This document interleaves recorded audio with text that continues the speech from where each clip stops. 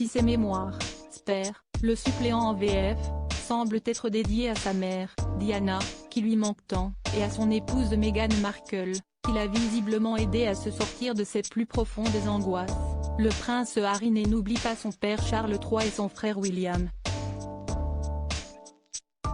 S'il a l'air de régler ses comptes avec la famille royale, il est aussi porté par ses nombreux souvenirs au sein de cette famille, la sienne. L'occasion de dévoiler au plus grand nombre quelques anecdotes croustillantes, qui permettent également de donner un côté plus humain aux membres de la Royal Family. À commencer par Charles, devenu roi à la mort de sa mère Élisabeth II.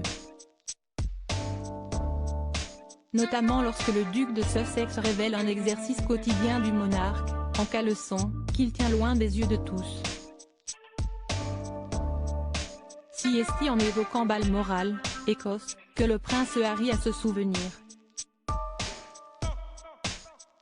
Il décrit dans les pages du suppléant la grandeur de ce château où la regrettée reine aimait passer ses étés, aux côtés des siens.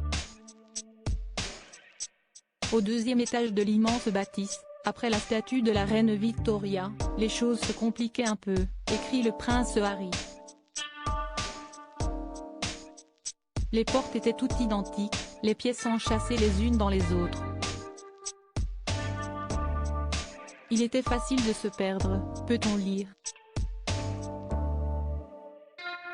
On risquait à tout moment d'ouvrir la mauvaise porte et de se retrouver nez à nez avec papa en train de s'habiller avec l'aide de son valet.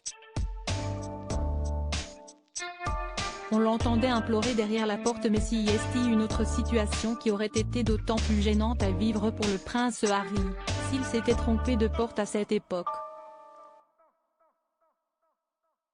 Ou pire, en train de faire le poirier, cet exercice de gymnastique, prescrit par son kiné, était le seul remède efficace contre le mal de dos et les douleurs à la nuque qui lui empoisonnaient l'existence, dû principalement à de vieilles blessures du temps où il jouait au polo, partage Harry. Il se livrerait quotidiennement à cet exercice, en caleçon, s'appuyant contre un mur ou suspendu à une barre comme un acrobate aguerri. Et si le père d'Archie et Lilibet aurait été bien mal à l'aise de découvrir son père Charles III dans cette posture, ce dernier ne le souhaitait pas non plus.